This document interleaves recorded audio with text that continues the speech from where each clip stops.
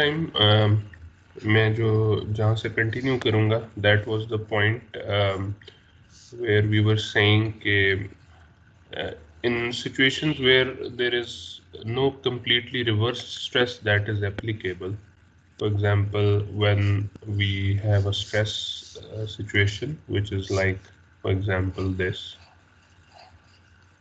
right, as opposed to this completely reversed stress state. So this is completely reversed. Okay, so in a stress state where the mid-range component has some positive or negative value, it's not zero, then we have a slightly different situation. जब मेरे पास completely reverse stress थी, which meant के sigma mid range was zero, so what I used to do was कि I could find fatigue strength by this relationship or number of cycles by this relationship.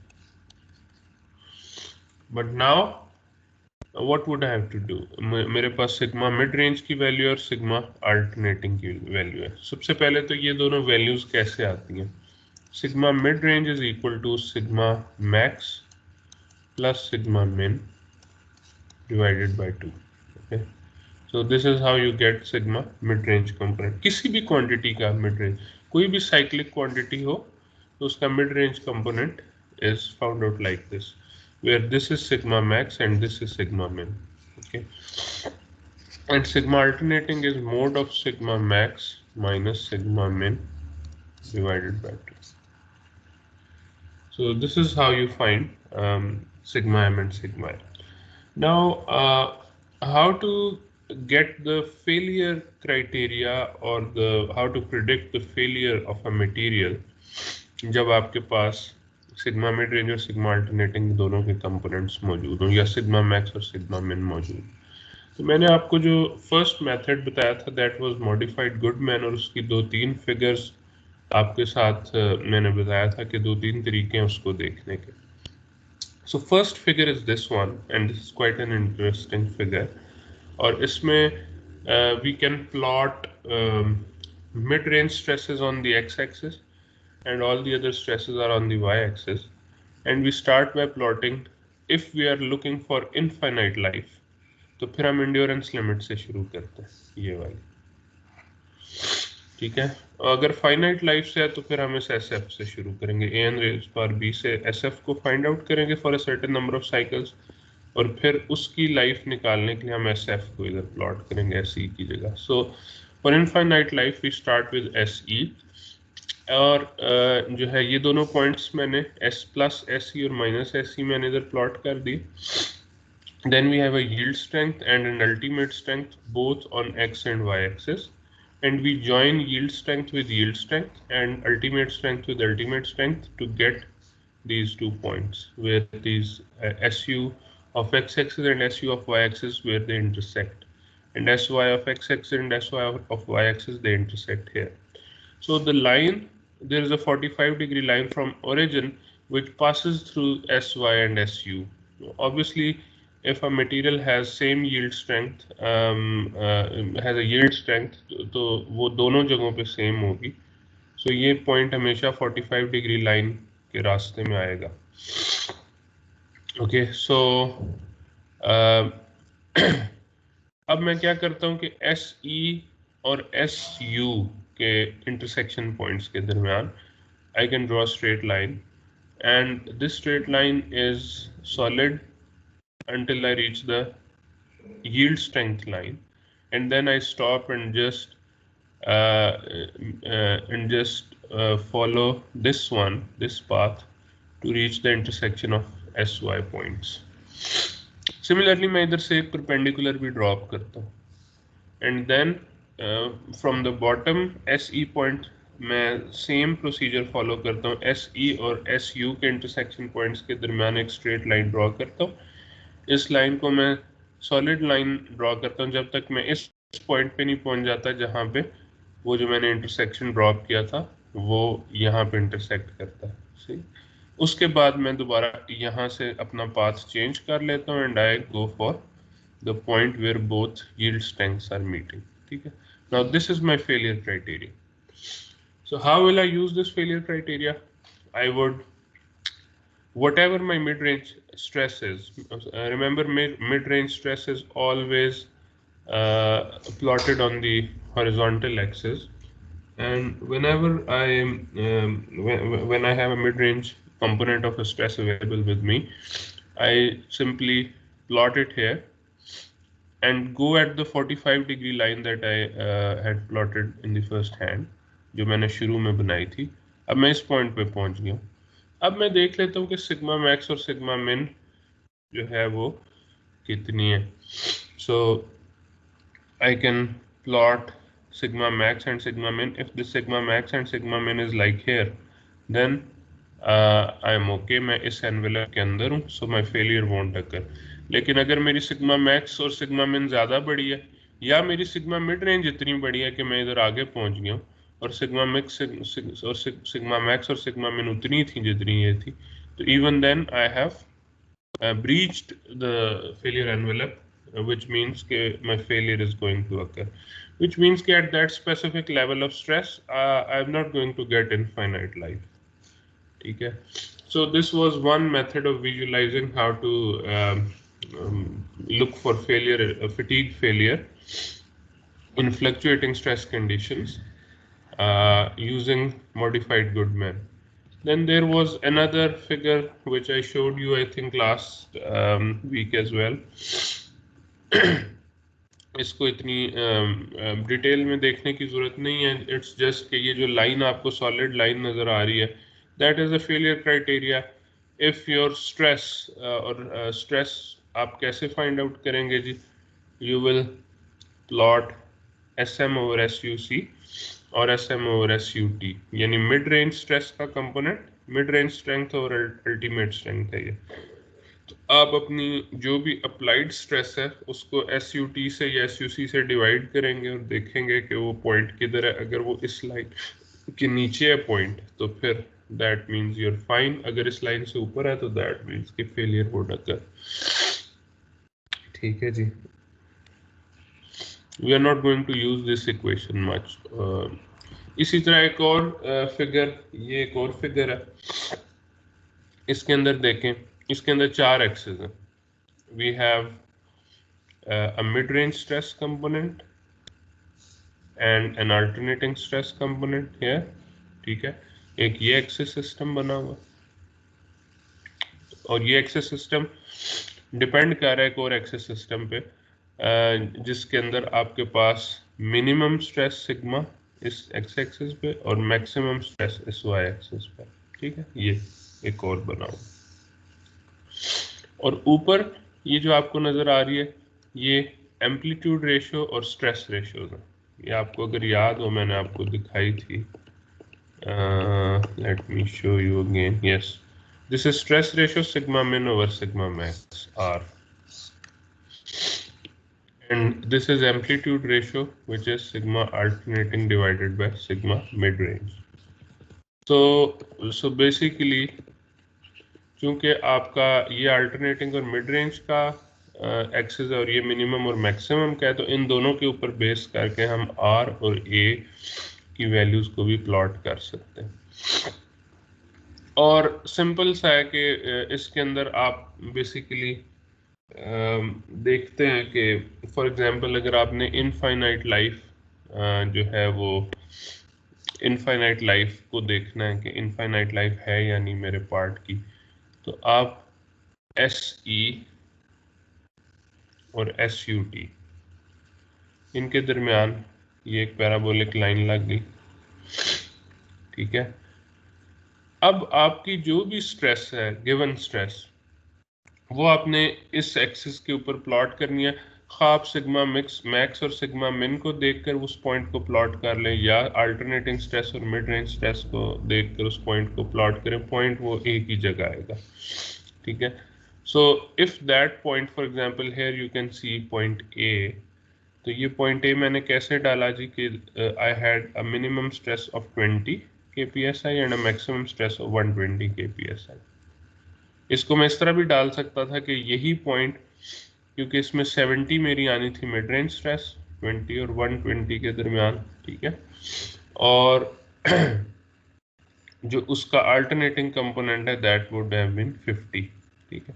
तो point यही आना था, चाहे आप कोई भी दो पेयर्स उठा लेते, मिन मैक्स का या मिड रेंज और अल्टरनेटिंग का कोई भी पेयर उठा लेते और उसको प्लॉट करते तो आप एक ही पॉइंट पे पहुंचते। अगर ये पॉइंट इस 10⁻6 ये एस ई और एस यू टी के दरमियान जो लाइन है उससे जा रहा, तो दैट मीन्स के फेलियर वुड नॉट अकर, और इससे ऊपर अगर चला गया तो that means would occur. Again this is just for your visualization, हम एक्चुअल में ये वाला मेथड या ये वाली फिगर यूज नहीं कर रहे होंगे। अगेन अगर आपको इनफाइनाइट लाइफ नहीं चाहिए, आपको फॉर एग्जांपल आप कहते हैं कि मुझे 10⁻⁴ साइज पे पता करना है कि ये मटेरियल फेल कर रहा है या नहीं, so what would you do, you would find S F is equal to A N raise to the power B, N की वैल्यू 10⁻⁴ डालेंगे, ए और बी आपको पता है फॉर्मूला से निकल आता है, ठीक है। जब आप इससे ये एस एफ फाइंड करेंगे तो लेट से वो 95 आ गया, 95 kpsi, तो आपने इस इधर 95 और SUT के दरमियान लाइन ड्रॉ की। Now this line is for 10⁻⁴ cycles life, ठीक है। अगर आपका पॉइंट जो है अप्लाइड स्ट्रेस का वो इस लाइन से ऊपर चला गया तो 10⁻⁴ साइकिल्स की लाइफ नहीं मिलेगी आपको, और अगर इससे नीचे रहा तो फिर इसका मतलब है कि 10⁻⁴ साइकिल से ज्यादा की लाइफ मिलेगी। So this is how you can also look at fatigue failure। अब ये आखिरी फिगर है, this is actually what we are going to use, ठीक है। This is very important, extremely important for जो नेक्स्ट में हम पढ़ेंगे उसके लिए। ये फिगर 6-27 है, इसके अंदर we have again two axes, an X axes and a Y access.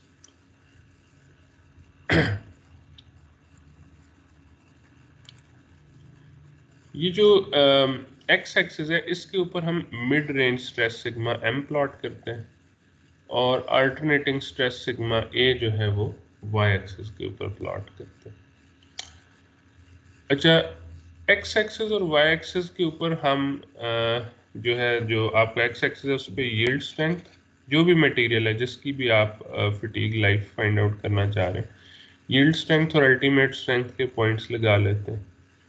और सिमिलरली जो वाई एक्सिस है उसके ऊपर आप इंड्योरेंस स्ट्रेंथ और यील्ड स्ट्रेंथ के पॉइंट लगा लेते हैं। उसके बाद मुख्तलिफ क्राइटेरियाज हैं, ठीक है, जिनके मुताबिक आप फेलियर क्राइटेरिया, जिस तरह स्टैटिक लोडिंग में मुख्तलिफ क्राइटेरियाज थे चैप्टर नंबर 5 में फेलियर क्राइटेरियाज, इसी तरह यहाँ भी फटीग फेलियर के मुख्तलिफ क्राइटेरियाज आएंगे, डिफरेंट क्राइटेरियाज।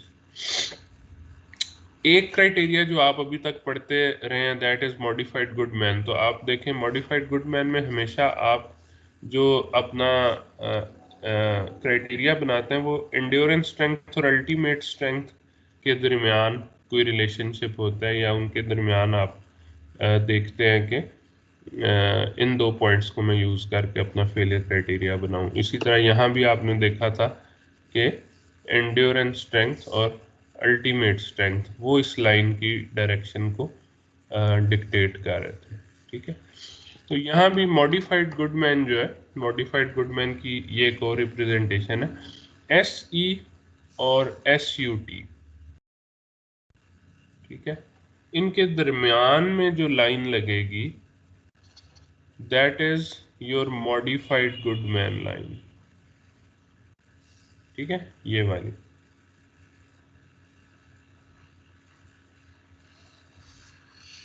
ये इस तरह से जो, ठीक है,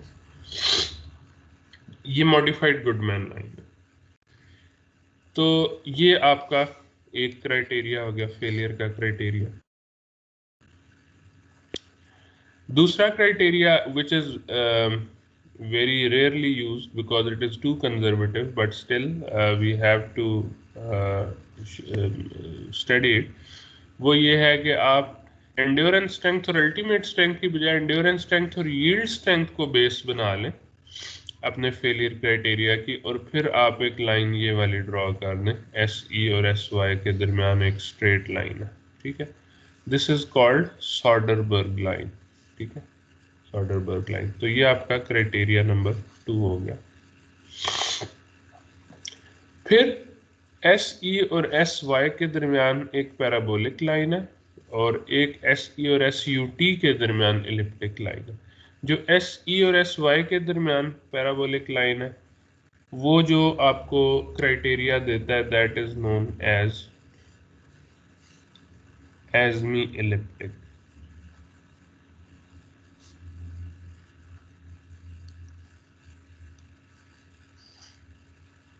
ठीक है जी।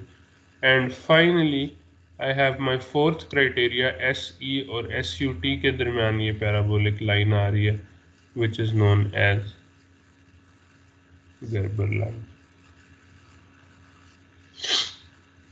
ठीक है। तो आप इधर से देख सकते हैं कि बाज क्राइटेरियाज बहुत जो हैं वो इनमें फ़र्क है काफ़ी सारा। सो आप कुछ क्राइटेरियाज के सर्टेन एडवांटेजेस हैं, कुछ के डिफरेंट डिसएडवांटेजेस भी हैं। So we are going to learn how to apply all 4 of these criterias. इसके अलावा आप यील्ड वाई एक्सिस और यील्ड एक्स एक्सिस इसके दरमियान एक डैश लाइन लगा लेते हैं, इसको यील्ड या लाइन या लैंगर लाइन कहते हैं। ये फटीग फेलियर का क्राइटेरिया नहीं है, ये एक्चुअली स्टैटिक फेलियर का क्राइटेरिया।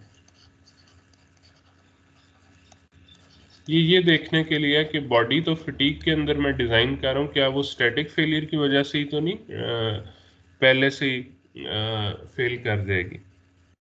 अच्छा, अब आपने करना क्या है, देखें मिड रेंज स्ट्रेस कंपोनेंट और अल्टरनेटिंग स्ट्रेस कंपोनेंट ये एक्स एक्सिस और वाई एक्सिस पे मौजूद है। आपने सिंपली इनको प्लॉट कर देना। सो फॉर एग्जांपल मेरे पास मिड रेंज का ये कंपोनेंट था और अल्टरनेटिंग स्ट्रेस का ये कंपोनेंट था, ठीक है।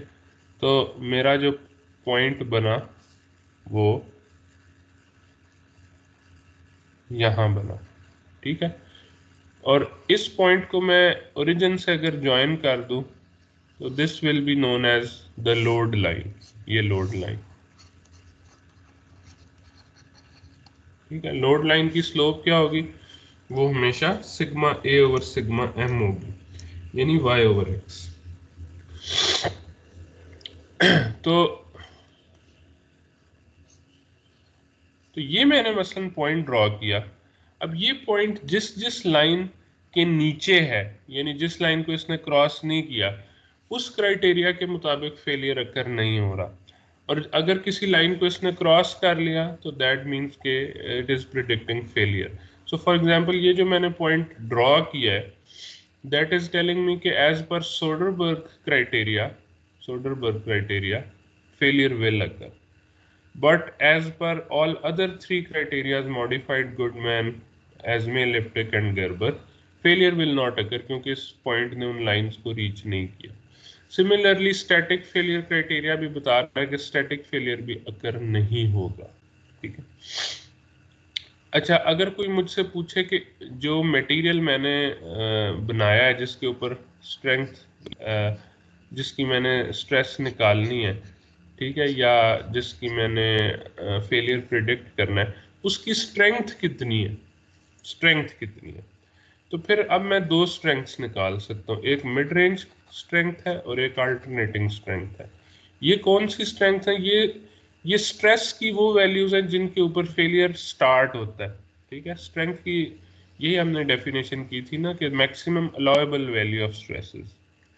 तो जिस तरह मैं सिग्मा ए और सिग्मा एम को एक्स और वाई एक्सिस पे ड्रॉ कर रहा हूँ, वो वैल्यू सिग्मा ए और सिग्मा एम की जिसके ऊपर जो maximum allowed values of stress हैं, जिसके ऊपर ये फेलियर स्टार्ट होना शुरू हो जाएगा, those would be known as the strengths, mid range strength and alternating strength. तो वो मैं कैसे फाइंड करूंगा, those are actually the points of intersection between the load line and the failure criteria line. So for example यहाँ पे आप देख सकते हैं कि ये जो पॉइंट है इसको इसने कहा है जी ये SM और SA है, यानी ये अल्टरनेटिंग स्ट्रेंथ और मिड रेंज स्ट्रेंथ है, स्ट्रेस नहीं लिखा। क्यों? क्योंकि ये पॉइंट मॉडिफाइड गुडमैन लाइन को इंटरसेक्ट कर रहा है। इसका मतलब this is the accord as per the modified Goodman criteria, this this SM and this value of और सिग्मा M और सिग्मा A की ये जो वैल्यूज हैं, these are actually the strengths, ये वो वैल्यूज हैं जो कि मैक्सिमम अलाउएबल स्ट्रेसेस है।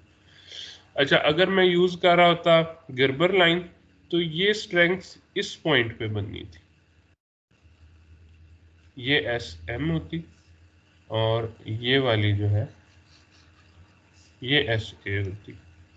ठीक है, सो this is how strengths can be found out.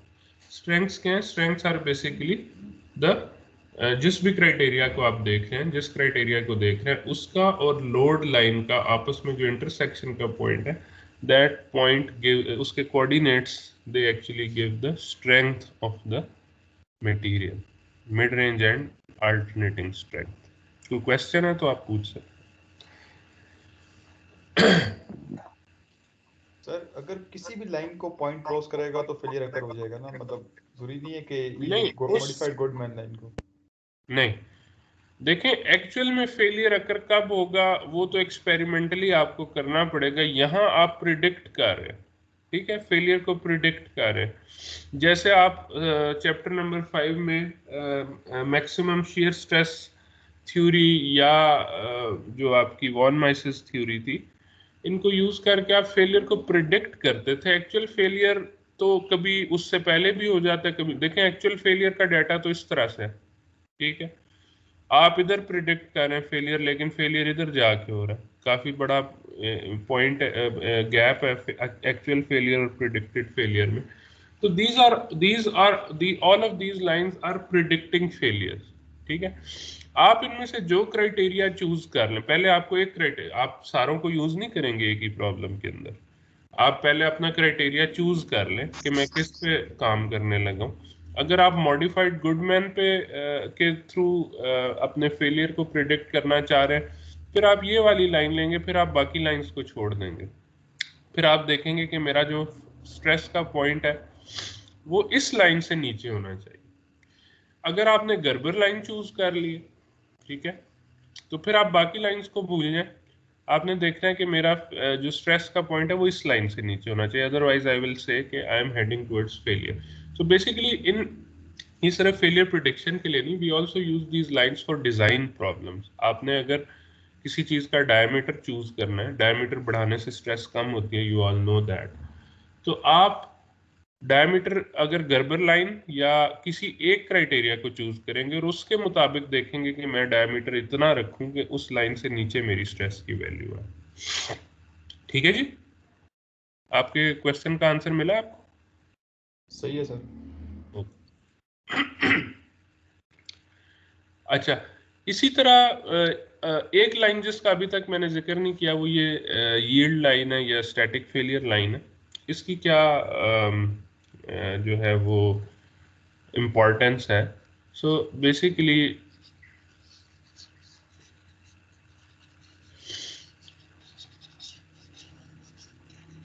sometimes you may have a situation कि जहाँ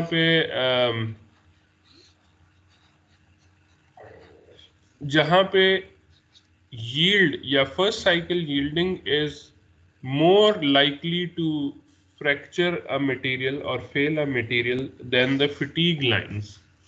फॉर एग्जाम्पल, अगर मेरी लोड लाइन इस किस्म, यानी मेरी सिग्मा है और सिग्मा M की वैल्यू ऐसी होती कि मेरी लोड लाइन ये बन रही होती, ठीक है, और मैं जो फेलियर क्राइटेरिया चूज करता वो गर्बर था, ठीक है, ये गर्बर है।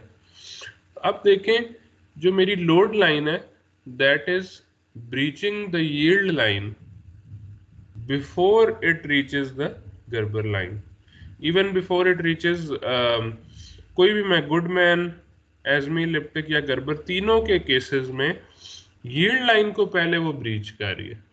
दैट मीन्स कि अगर मेरा लोड पॉइंट इधर होता, ठीक है, तो अगर मैं सिर्फ फटीक क्राइटेरिया को देख रहा होता गर्बर को, तो वो कहता कोई मसला नहीं, इसके काफी नीचे है, आपका पॉइंट स्ट्रेस का, so failure will not occur. But in such cases I also have to look at the yield line. अगर yield line से ऊपर है तब भी मेरा डिजाइन ठीक नहीं, ठीक है। तो मुझे दोनों लाइंस को, फटीग की भी जो चोजन आपका क्राइटेरिया है उसको देखना होगा, और साथ साथ में यील्ड लाइन को, जिसको लैंगर लाइन कहते हैं, वो भी आपने जरूर देखनी है।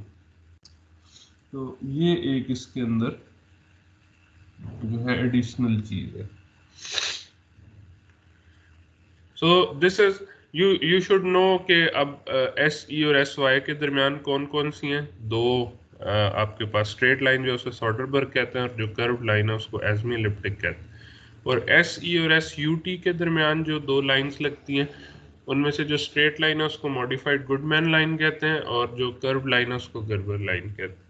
तो ये चार फेलियर क्राइटेरियाज हैं आपके जो है फटीग के, और इन्हीं की इक्वेशंस हम आगे चल के लिखेंगे। ऑब्वियसली आपको जब स्ट्रेसेस दिए जाएंगे तो आप इस फिगर के ऊपर एक्चुअली प्लॉट नहीं कर रहे होंगे, बल्कि हम इससे जो मैथमेटिकल इक्वेशंस निकालेंगे उसके अंदर पुट करेंगे वैल्यूज को देखने के लिए कि आपका फेलियर अकर हो रहा है या नहीं। So will go to those equations in a moment.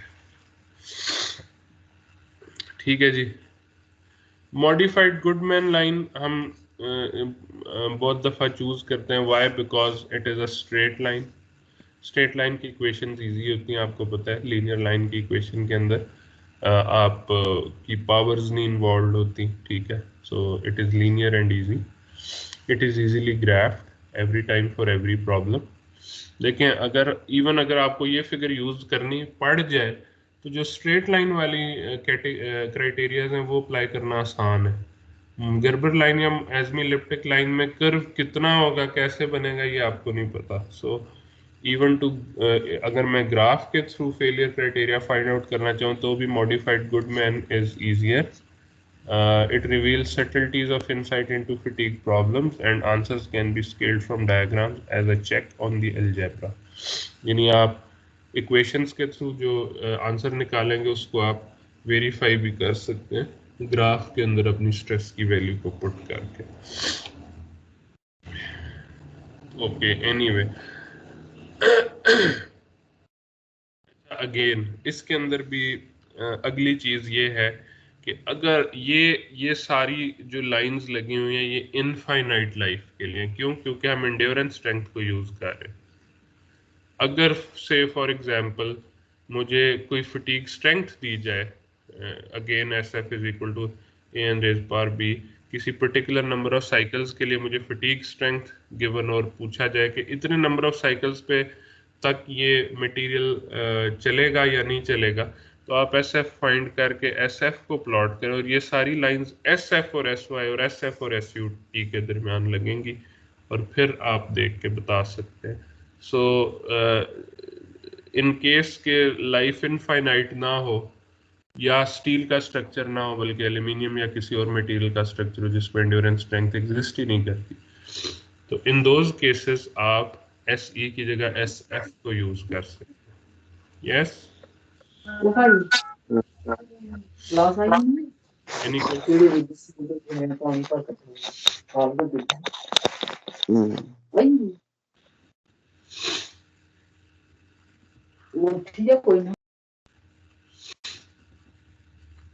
Okay. अच्छा, ये अब जो है ना बेसिकली फेलियर क्राइटेरियाज की इक्वेशंस हैं, ठीक है।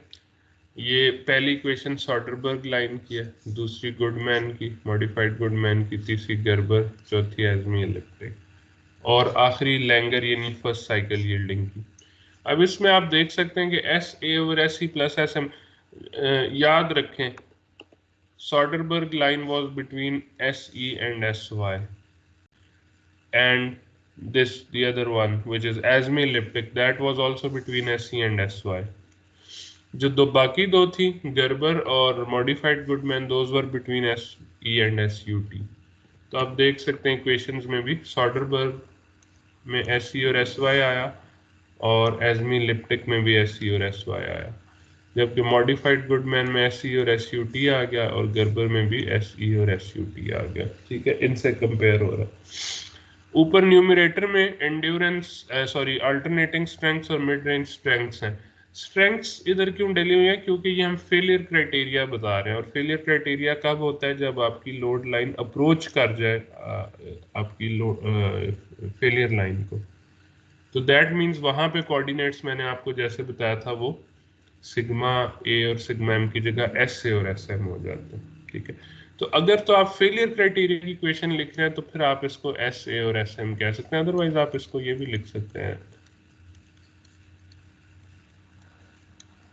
ये फेलियर अगर हो जाएगा। और अगर आपने इसकी डिजाइन इक्वेशन बनानी है तो इसको 1/n डाल दो, इधर फैक्टर ऑफ सेफ्टी डाल दो, ये आपकी डिजाइन इक्वेशन बन जाएगी। डिजाइन इक्वेशन में एस ए और एस एम नहीं आएगा बल्कि सिग्मा ए और सिग्मा एम आएगा। ठीक है जी, तो आपकी बेसिकली मैं अगर इधर लिखता जाऊं साथ साथ, sigma A over S E plus sigma M over S Y is equal to 1/n, ये डिजाइन इक्वेशन है। ये फेलियर क्राइटेरिया, ये ब्लैक में जो लिखा है और ये जो रेड में लिखा है ये डिजाइन इक्वेशन। इसी तरह ये मॉडिफाइड गुडमैन की ये भी स्ट्रेट लाइन है, इसलिए इसकी भी सिंपल इक्वेशन है, सिर्फ एस वाई की जगह एस यू टी हो गया। ये ब्लैक वाली जो है ये फेलियर क्राइटेरिया और रेड वाली डिजाइन इक्वेशन है। इसी तरह ये sigma A over S E plus sigma M over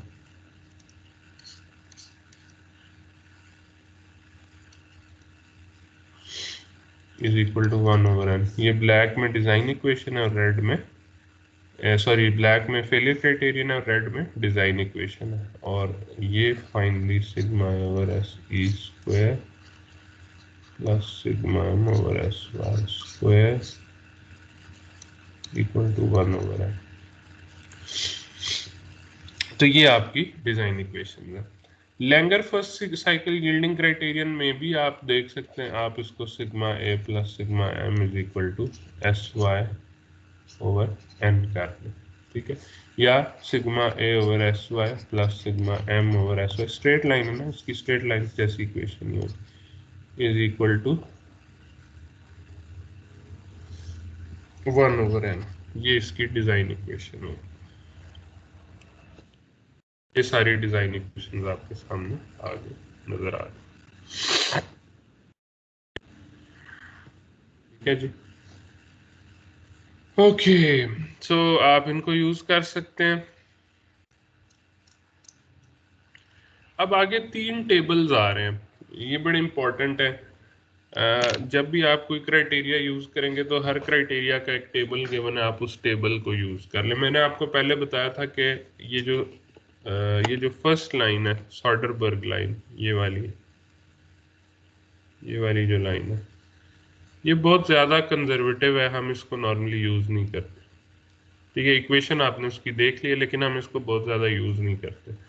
हम मॉडिफाइड गुडमैन, एज़मी, लिप्टिक और गर्बर लाइंस को ज़्यादा यूज़ करते हैं। सो आगे जो 3 टेबल्स हैं, टेबल 6-6, 6-7 एंड 6-8, ये इन्हीं 3 क्राइटेरियाज के लिए गिवन है, मॉडिफाइड गुडमैन, गर्बर और एज़मी लिप्टिक, इन 3 क्राइटेरियाज के लिए गिवन है। ठीक है, सो फॉर एग्जाम्पल ये टेबल है मॉडिफाइड गुडमैन का। इसके अंदर आपको 4 रोज है, वैसे टेबल के अंदर 3 रोज और 2 कॉलम्स नजर आ रहे हैं। ठीक है, ये जो लास्ट है ये तो बस आपको फटीग फैक्टर ऑफ सेफ्टी दे रहा है। अगर आपको फैक्टर ऑफ सेफ्टी निकालने को कहा जाए मॉडिफाइड गुडमैन का तो आप ये इक्वेशन यूज करेंगे। उससे ऊपर ये जो आपको 6 खाने नजर आ रहे हैं, इनको मैं 3 रोज और 2 कॉलम्स में डिवाइड कर सकता हूँ। ये जो फर्स्ट कॉलम है ये इक्वेशंस दे रहा है, and the second column is giving us the coordinates. ठीक है, first column is giving me equations and second column is giving me the coordinates. इसी तरह फर्स्ट रो जो है, फर्स्ट रो इधर ये लिखा भी हुआ, first row of each table corresponds to the fatigue criteria. ये जो है ना, ये फटीग क्राइटेरिया दे रहा है, यानी अब ये फटीग क्राइटेरिया की इक्वेशन है और ये फटीग क्राइटेरिया के कोऑर्डिनेट्स हैं।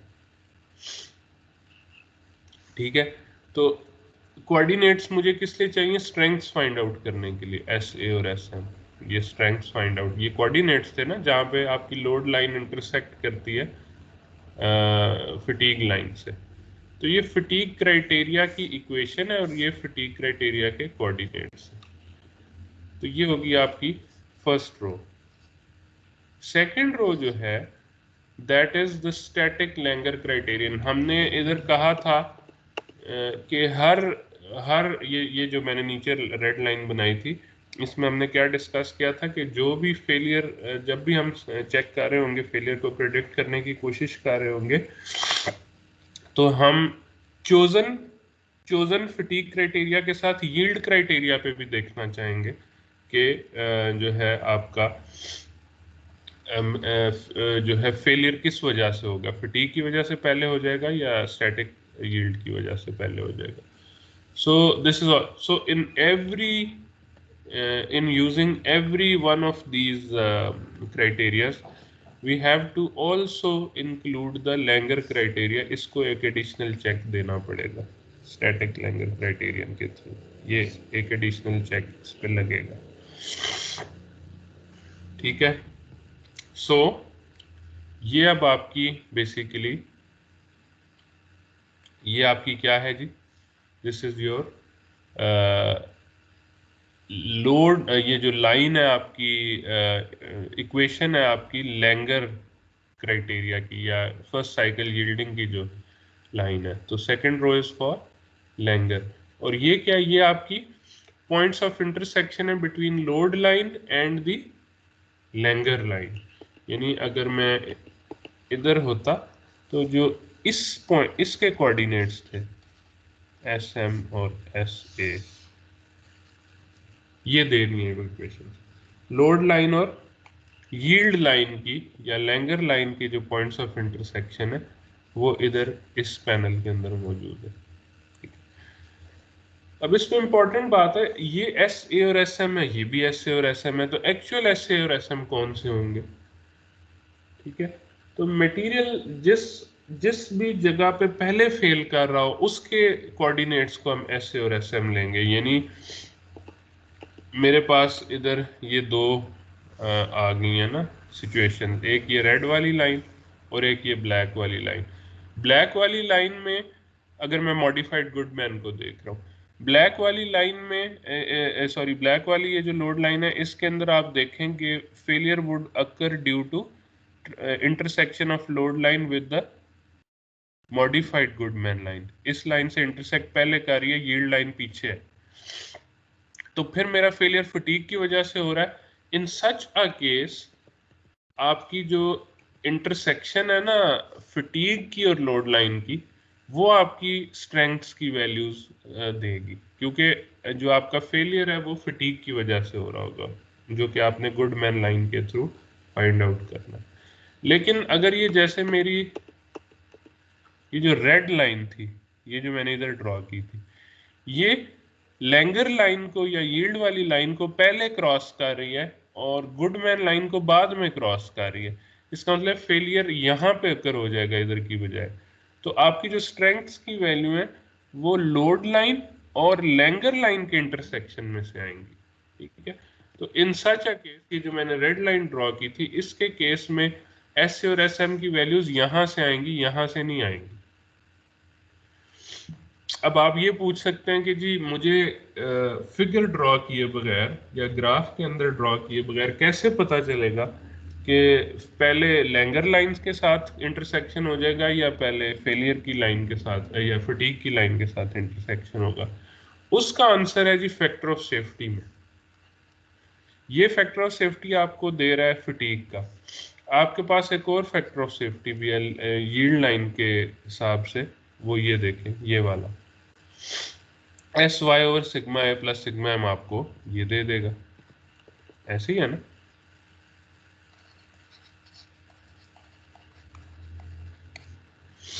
तो जिसका फैक्टर ऑफ सेफ्टी छोटा होगा यानी ये आपको फर्स्ट साइकिल यील्डिंग में फैक्टर ऑफ सेफ्टी मिल रहा है और ये आपको फटीग के अंदर फैक्टर ऑफ सेफ्टी मिल रहा है। तो जिसका फैक्टर ऑफ सेफ्टी छोटा होगा इसका मतलब है कि वहां से पहले फेलियर हो। अगर यील्डिंग के अंदर फैक्टर ऑफ सेफ्टी फटीग के फैक्टर ऑफ सेफ्टी से छोटा है तो दैट मीन्स कि failure is going to occur through yielding first. तो आप फिर एस ए और एस एम की वैल्यूज इस पैनल में से निकालेंगे, यील्डिंग लाइन के पैनल में से, की रो में से। और अगर आपका फटीग का फैक्टर ऑफ सेफ्टी छोटा है, कम है एज रिस्पेक्ट टू यील्ड के, तो फिर आप इस वाले पैनल में से स्ट्रेंथ की वैल्यू निकालेंगे। ठीक है, क्लियर है जी? आई होप सारों को समझ आ रही है इस बात। अच्छा, तीसरी लाइन जो है, ये तीसरी रो जो है, थर्ड रो, ये आप मेरा नहीं ख्याल कभी यूज करेंगे, लिहाजा third row corresponds to the intersection of the static and fatigue. यानी आपकी ये जो, अगर मैं दोबारा इस डायग्राम पे वापस जाऊं तो ये जो यील्ड है और जो फटीग है, इनकी आपस में जो लाइंस है, these lines are intersecting at a couple of points here and there. तो इनकी जो इंटरसेक्शन की लाइंस और इंटरसेक्शन के पॉइंट्स हैं, these are being given in this third row and you're never going to actually use it. So the first two rows are important. और similarly next criteria पे अगर आप चले जाए तो we have this Gerber criteria. इसकी आपके सामने ये टेबल के अंदर सारी डिटेल्स हैं। So this row will be for Gerber and this row would be for Langer yield criteria, right? This will be the equation for failure. ये second panel तो इस केस ये सेकंड रो का जो फर्स्ट कॉलम, ये panel जो है, ये तो सब में सेम रहेगा क्योंकि ये इक्वेशन जो है लैंगर की वो तो सेम रहेगी, सारों में सेम है, एक ही इक्वेशन, राइट? ये आगे एजमी इलिप्टिक है, वही सेम इक्वेशन रहेगी। हाँ, पॉइंट्स ऑफ इंटरसेक्शन चेंज हो जाएंगे।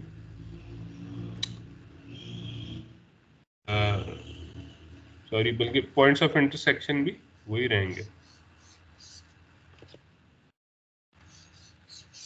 सो second row is common for all three, ठीक है, क्योंकि वो एक ही लैंगर लाइन है और उसका जो लोड लाइन के साथ रिलेशनशिप है, इक्वेशन और पॉइंट्स ऑफ इंटरसेक्शन वो सेम रहेंगे।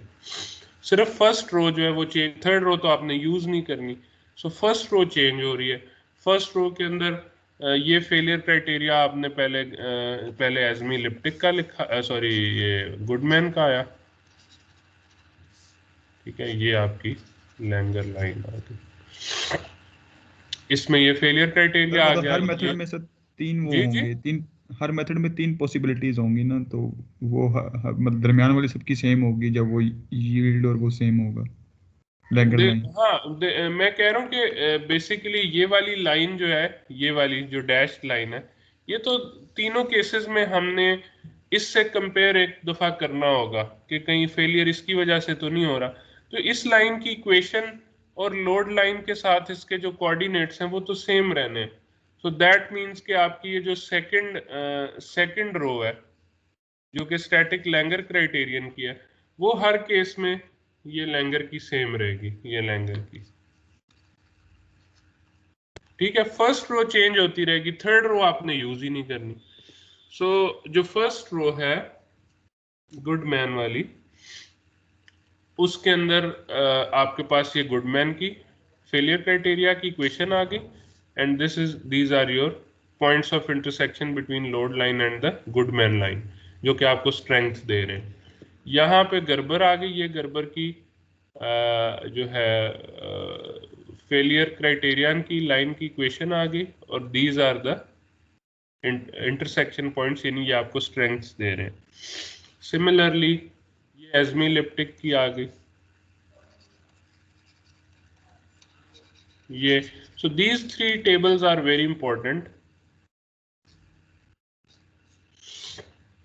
These three tables will exactly give pinpoint के आपने क्या काम करना है। और हर एक केस में जो एन वाई है यानी यील्ड के लिए जो फैक्टर ऑफ सेफ्टी है वो सेम रहेगा, S Y over sigma A plus sigma M. इधर भी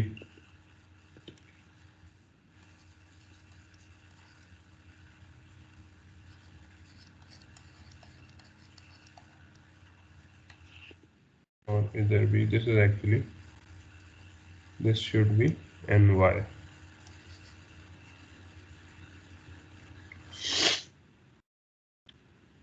तो आगे हम फिर अब हम इस पोजीशन में आ गए हैं कि हम इन इक्वेशंस को या इन क्राइटेरियंस को इम्प्लीमेंट करके देखें। And will do a couple of sir ये एग्जांपल। तीसरा केस क्यों नहीं अकर करता? ये वाला, ये जो थर्ड रो है, यस सर, थर्ड रो। ये थर्ड रो क्या है? This third row is intersection of the static and fatigue.